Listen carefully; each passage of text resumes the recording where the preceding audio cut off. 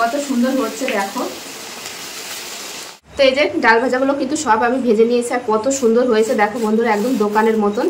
এই যে কতটা ঝরঝরে হয়েছে এই দেখো, কেউ দেখে বুঝতেই পারবে না যে এটা বাড়িতে বানানো হয়েছে না দোকান। নমস্কার বন্ধুরা, তোমাদের সবাইকে অনেক অনেক স্বাগত জানাই বন্যা রান্নাঘরে। আজকেও কিন্তু তোমাদের সঙ্গে একটা দুর্দান্ত একটা রেসিপি শেয়ার করবো, মুখরোচক রেসিপি। সেটা হচ্ছে মুগ ডাল ভাজা, একদম কুড়মুড়ে মুগ ডাল ভাজা। তো কিভাবে আমি এই মুগ ডাল ভাজা রেসিপিটা বানাই, প্রথম থেকে শেষ পর্যন্ত ভিডিওটি দেখতে থাকো। আশা করি তোমাদের অনেক অনেক ভালো লাগবে বন্ধুরা। আর যে সকল বন্ধুরা নতুন আমার চ্যানেলে ফেসবুক থেকে দেখলে অবশ্যই পেজটি ফলো করবে, আর ইউটিউব থেকে দেখলে অবশ্যই চ্যানেলটি সাবস্ক্রাইব করবে। তো চলো শুরু করি কিভাবে আমি বানাই এই মুগ ডাল রেসিপি। তার জন্য মেন উপকরণ হচ্ছে মুগ ডাল। তো আমি এখানে এই যে মুগ ডাল নিয়ে নিয়েছি। তো এখানে আমি 1 কাপ নিয়েছি, তোমরা মুগ ডালের পরিমাণটা কমিয়ে বাড়িয়ে নিতে পারো কিন্তু। তো প্রথমে কিন্তু এই মুগ ডালটা আমি একটা বড় পাত্রের ভিতর ঢেলে নেব। তো এরকম ভেজে ডাল নিতে হবে, এই দেখো। তো এরকম ভেজে ডাল নিতে হবে, এই দেখো। এখন আমি জল দিয়ে এটা ভিজিয়ে রাখবো কিন্তু আধা ঘন্টার জন্য।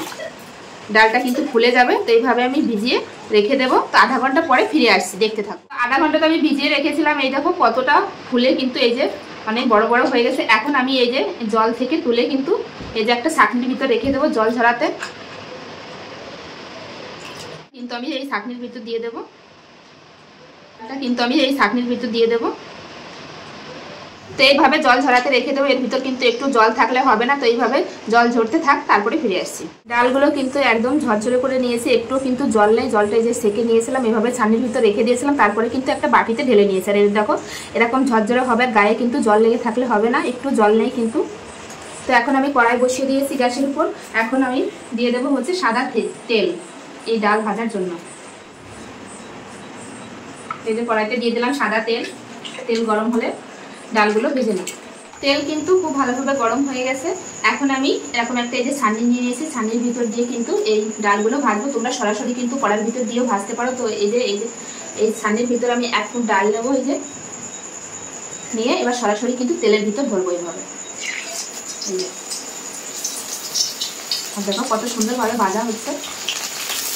যদি তেলটা বেশি গরম হয় তাহলে কিন্তু এরকম একটু উপরে ধরবে। এভাবে কিন্তু খুব সুন্দর করে ভেজে নেব। খুব সুন্দর করে কিন্তু ভেজে নিয়েছি। এই যে এরকম কালার আসলে কিন্তু নামিয়ে দেবে। এর থেকে কিন্তু বেশি ভাজা হয়ে গেলে তখন কিন্তু ভালো লাগবে না খেতে। আর ঠান্ডা হওয়ার পরে কিন্তু কালারটা আরও আসবে। তো এবার তেল থেকে কিন্তু আমি এই দেখো আওয়াজ শুনে তোমরা বুঝতে পারছো কতটা কুড়মুড়ে হবে। তো তেল থেকে এই যে একটা প্লেটে আমি আবারও কিন্তু আমি ছানির ভিতর নিয়ে নেবো 1 মুঠ ডাল। তো নিয়ে আবারও সরাসরি দিয়ে দেবো এই তেলের ভিতরে। দিয়ে খুঁটিতে এভাবে একটু নাড়তে থাকবো। তো এই ডাল ভাজা কিন্তু একদম রেডি হয়ে গেছে। এই যে এবার তেল থেকে কিন্তু তুলে নেব।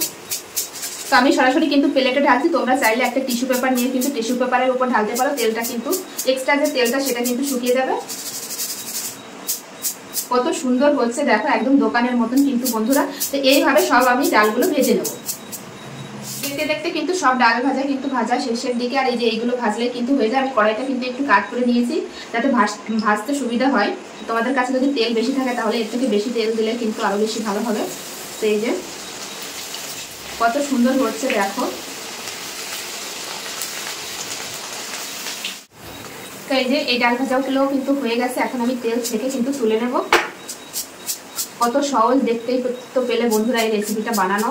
তো বাজার থেকে না কিনে এখন কিন্তু ঘরে বানিয়ে এটা কিন্তু তোমরা 2 থেকে 3 মাস কিন্তু সংরক্ষণ করে রাখতে পারবে।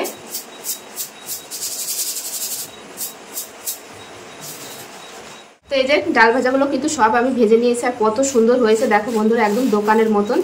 এই যে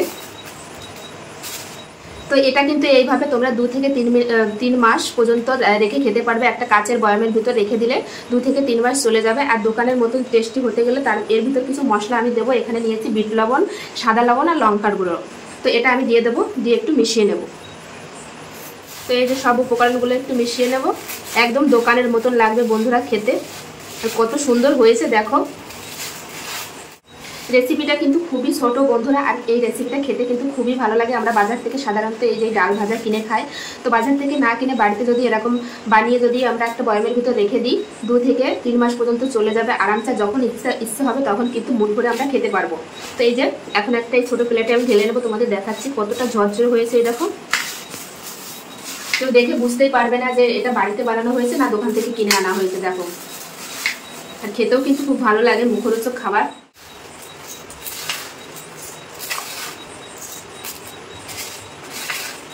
তো দেখো একটা ছোট প্লেটে ঢেলে নিয়েছি, আর কত সুন্দর লাগছে বন্ধুরা। তো কমেন্টে জানিও কেমন লাগলো আজকের এই রেসিপি। তো চলো বন্ধুরা, আর বেশি বড় করছি না, ভিডিওটা এখানে শেষ করছি। আজকের এই রেসিপি পুরোপুরি মুগ ডাল ভাজা কেমন লাগলো বন্ধুরা অবশ্যই কমেন্টে জানিও। ভালো লাগলে অবশ্যই লাইক কমেন্ট শেয়ার করো, আর শেয়ার করে নতুন বন্ধুদের দেখার সুযোগ করে দিও। এরকম নিত্য নতুন ভিডিও দেখতে হলে অবশ্যই বন্যা রান্নাঘর চ্যানেলটি সাবস্ক্রাইব করবে, আর যারা ফেসবুক থেকে দেখছো তারা পেজটি ফলো করবে। তো চলো সবাই ভালো থেকো, সুস্থ থেকো, ফিরে আসছে নতুন কোনো রেসিপির সঙ্গে। বাই। আর কমেন্ট করতে কিন্তু ভুলো না কেমন লাগলো রেসিপিটা।